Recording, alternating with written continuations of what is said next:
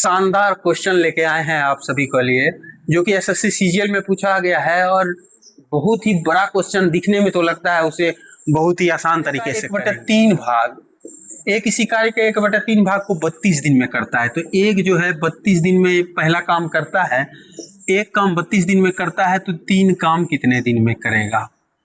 96 दिन में। यानी कि ए उस पूरे काम को कितने दिन में कर रहा है? 96 दिन में। फिर कह रहा है कि बी जो है उसी कार्य को 37.5% बी जो है बी उसी कार्य का 37.5% कार्य 24 दिन में पूरा करता है। बी उसी काम को 37.5% कार्य कितने दिन में करता है? 24 दिन में। 37 दूना 74, 75/2, यानी कि ये हो गया तुम्हारा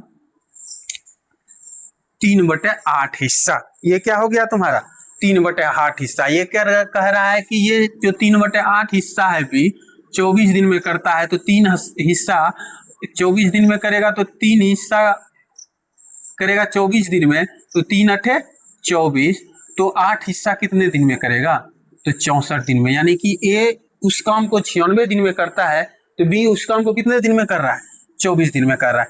फिर वही कर रहा है कि उसी काम को जो सी है उसका 60% भाग, सी जो है 60% को जब फ्रैक्शन में तोड़ेंगे तो वो कितने का आएगा? 60% को फ्रैक्शन में तोड़ेंगे तो वो आएगा 3/5। यानी कि कह रहा है सी जो है वही हिस्सा को लगभग 48 दिन में करता है। तो 3 भाग वह 48 दिन में करता है, तो 16 से गुना करना पड़ा, तो 5 भाग कितने दिन में करेगा? 5 भाग कितने दिन में करेगा? 80। यहाँ से हम तीनों का काम निकाल लिए कि ए जो है 96 दिन में इतना काम कर रहा है, बी जो है 64 दिन में काम कर रहा है, और सी जो है कितना काम कर रहा है? 80 दिन में कर रहा है। इसका जो एलसीएम लेंगे वो तुम्हारा कितना आएगा? 960 आएगा। 96 का 10 भाग करेगा एक दिन में, 64 का 12 भाग करेगा एक दिन में, 15 भाग करेगा एक दिन में, और ये 12 भाग करेगा। यानी कि कहने का अर्थ है कि ए जो है पूरा 960 काम जो है कितने दिन में कर रहा है? 96 दिन में कर रहा है। पूरा काम कितने दिन में कर रहा है? 96 दिन में कर रहा है। बी जो पूरा काम कर रहा है 64 दिन में कर रहा है। सी जो पूरा काम कर रहा है 80 दिन में कर रहा है।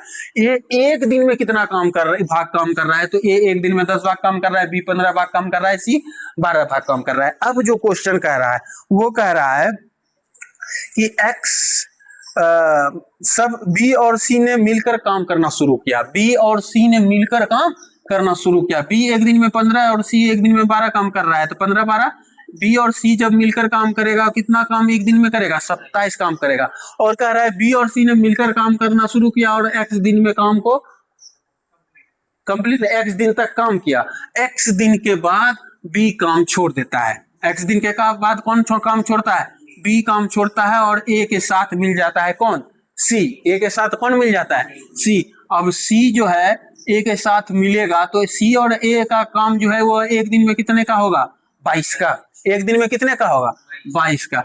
और कह रहा है कि शेष कार्य x + 8 दिन में करता है। बी काम छोड़ दिया, ए और सी मिलकर शेष कार्य को कितने दिन में पूरा किया? x + 8 दिन में। समझ में आया कुछ?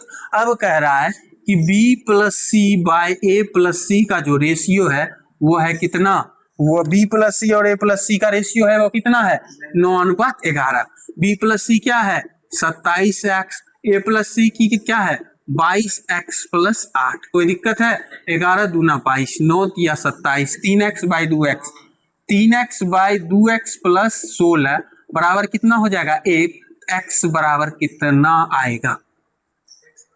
16। x बराबर क्या आएगा? 16। अब कह रहा है c जो है 3.5x जो है c 3.5x जो है कह रहा है कि c द्वारा 3.5x दिन में अकेले c द्वारा उस कार्य का कितना भाग किया गया? 3.5x।